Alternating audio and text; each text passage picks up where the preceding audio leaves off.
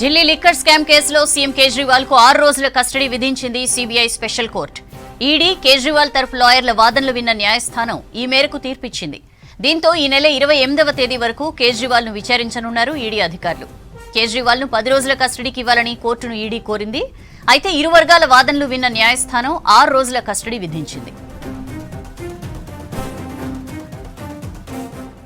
Details తెలుసుకుందాం. Madar live లో join అవుతున్నారు. మదార్, కేజ్రీవాల్ 6 రోజుల కస్టడీకి సంబంధించిన అప్డేట్స్ ఏంటి? ఎట్లా జరిగే వాదనలు? సౌజన్య, సుమారు 2.5 గంటల పాటు ఈరోజు వాదనలు అనేది కూడా రౌజ్ అవెన్యూ కోర్టులో నడిచాయి. అరెస్టుకు సంబంధించినటువంటి కారణాలను ఈడీ తరపున అడిషనల్ సోలిసిటర్ జనరల్ ఎస్వి రాజు వాదనలు వినిపించారు. సెక్షన్ 19 ప్రకారం ఆయన అదుపులోకి తీసుకున్నట్టుగా తెలపడంతో పాటు ఈ కేసుకు సంబంధించి పూర్తి స్థాయిలో పిటిషన్లో కస్టడీ పిటిషన్లో సుమారు 32 పేజీలతోటి కస్టడీ పిటిషన్ను ఫైల్ చేశారు. దాంట్లో ఆల్మోస్ట్ ఒక 20 పేజీల వరకు కూడా అరవింద్ కేజ్రీవాల్కి సంబంధించిన పాత్ర పైన పూర్తి స్థాయిలో జరిగినటువంటి మీటింగ్స్ కావచ్చు, ఓవరాల్గా ఈ అసలు ఈ వ్యవహారంలో కింగ్ పిన్గా వ్యవహరించిందే అరవింద్ కేజ్రీవాల్. ఆయనే దీనికి మొత్తం ఈ వ్యవహారం అంతటికి కూడా అంటే ఎండ్గా లాభపడింది ఆయనే.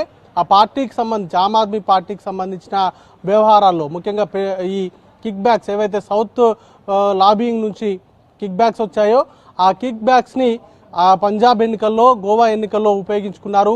గోవాకు సంబంధించి గోవా ఎన్నికల సందర్భంలో ఒక సుమారు 45 కోట్ల రూపాయలు హవాలా మార్గంలో 40 కోట్ల రూపాయలు హవాలా మార్గంలో వచ్చాయి. 4 వైపుల నుంచి వాటిని అక్కడికి తరలించారు, వాటిని ఎన్నికల్లో ఉపయోగించారు అనేటువంటి అంశాలతో పాటు ఈ వ్యవహారంలో ఓవరాల్గా విజయ్ నాయర్కు సంబంధించినటువంటి పాత్రతో పాటు అలాగే ఈ ఎంటైర్ స్కామ్కు సంబంధించి మనీ ట్రయల్ అనేది కూడా జరిగింది. లంచం రూపంలో 6.5 లక్షలు ఒకసారి, తర్వాత 5.5 లక్షలు ఒకసారి చేతులు మారాయి అనేటువంటి అంశాన్ని ఈరోజు సిబిఐ ప్రత్యేక న్యాయస్థానం ముందు ఈడీ తరఫున వాదనలు వినిపించారు. అలాగే ఈ వ్యవహారానికి సంబంధించినటువంటి ముఖ్యులతో జరిపినటువంటి ఫోన్ సంభాషణల తాలూకు రికార్డ్స్ అనేవి కూడా ఉన్నాయి. అలాగే కేవలం ఈ కిక్ బ్యాక్స్ రూపంలో 100 కోట్లు మాత్రమే కాదు, వాటిని ఉపయోగించుకొని సంపాదించినటువంటి లాభాలు సుమారు 600 కోట్ల రూపాయల వరకు ఉండుంటాయి. వాటిని కూడా వీటికి అటాచ్ చేయాలి అనేటువంటి అంశాలను మెన్షన్ చేశారు. అలాగే విజయ్ నాయర్ ఈ వ్యవహారంలో ఆయన చాలా కీ రోల్ అనేది కూడా పోషించారు. సౌత్ గ్రూప్కి అలాగే అరవింద్ కేజ్రీవాల్తో పాటు ఆమ్ ఆద్మీ పార్టీలో కీలకంగా ఉన్నటువంటి వ్యవహరించినటువంటి వ్యక్తులతోటి ఆయనే సంధానకర్తగా వ్యవహరించారంటూ కూడా ఆరోపణలు వాటికి సంబంధించినటువంటి ఈ కస్టడీ పిటిషన్లో పేర్కొన్నారు. దాంతోపాటు ఆమ్ ఆద్మీ పార్టీకి సంబంధించిన మంత్రికి ఇచ్చినటువంటి క్వార్టర్స్లోనే విజయ్ నాయర్ ఉండి ఈ వ్యవహారాన్ని అంతా కూడా చక్కదిద్దారు. ఆయనకే వీటికి సంబంధించినటువంటి ముడుపుల తాలూకు మనీ అంతా కూడా ఆయన కనుసన్నల్లోనే వీటికి సంబంధించిన వ్యవహారాలన్నీ మీటింగ్స్ అన్ని కూడా ఆయనే జరిపారు అనేటువంటి అంశాన్ని చెప్పడంతో పాటు అరవింద్ కేజ్రీవాల్కి సంబంధించి ఆయన నివాసంలో నిన్న జరిగినటువంటి సోదాల్లో కావచ్చు, లేకపోతే ఇప్పటి వరకు ఆయనకు పలుమార్లు ఈడీ విచారణకు పిలిచినప్పటికీ ఆయన విచారణకు సహకరించలేదు అనేటువంటి అంశాన్ని కూడా తెలిపారు. ఇక మరోవైపు అరవింద్ కేజ్రీవాల్ తరఫున వాదనలు 3 లాయర్లు ఆయన తరఫున వాదనలు వినిపించారు. అభిషేక్ మను సింఘి, అలాగే విక్రమ్ చౌదరి, రమేష్ గుప్తా, ఈ 3 కూడా వాదనలు వినిపించారు.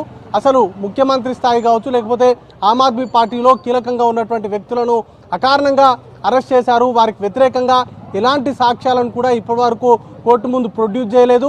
అలాగే ఇప్పటి వరకు అప్రూవర్స్గా మారినటువంటి వ్యక్తులు ఇచ్చినటువంటి స్టేట్మెంట్లను ఆధారంగా చేసుకునే ఈ కేసుకు సంబంధించి ఆరోపణలు అనేది కూడా నమోదు చేశారు. ఇంత అంటే 2022లో జరిగినటువంటి ఈ కేసుకు సంబంధించి కేవలం ఒకే ఒక ఛార్జ్ షీట్తో పాటు మరొక 5 అనుబంధ ఛార్జ్ షీట్లు పేర్కొన్నారు. ఈ అంశాల్లో కూడా ఎక్కడ కూడా అరవింద్ కేజ్రీవాల్కు సంబంధించి ఆయనను అనుమానితుడిగా కానీ లేకపోతే నిందితుడిగా కానీ ఎక్కడ కూడా పేర్కొనలేదు. కానీ ఇప్పుడు మాత్రం ఆయనే సూత్రధారి, ఆయనే పాత్రధారి అన్నట్టుగా ఆయనే కింగ్ పిన్గా ఆరోపణలు చేయడానికి కూడా వారు తప్పుపట్టారు. ఖచ్చితంగా ఈ అరెస్టుకు సంబంధించి అక్రమము, ఆయనకు సంబంధించి అరెస్టును రద్దు చేయాలంటూ కూడా పిటిషన్లో వారు వాదనలు అనేది కూడా వినిపించారు.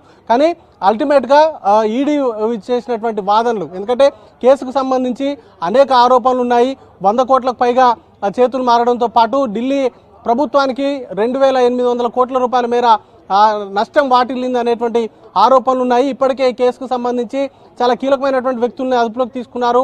కాబట్టి వారు ఇచ్చినటువంటి స్టేట్మెంట్లు, మిగతా అప్రూవర్స్గా మారినటువంటి వ్యక్తుల స్టేట్మెంట్ల పైన కూడా క్రాస్ క్వశ్చనింగ్ అనేది కూడా చేయాల్సి ఉంటుంది. కాబట్టి మరికొంత అంటే ఒక 10 రోజుల పాటు ఆయన్ని ఈడీ కస్టడీకి ఇవ్వాల్సిందిగా అభ్యర్థించారు. ఈడీ వాదనలకు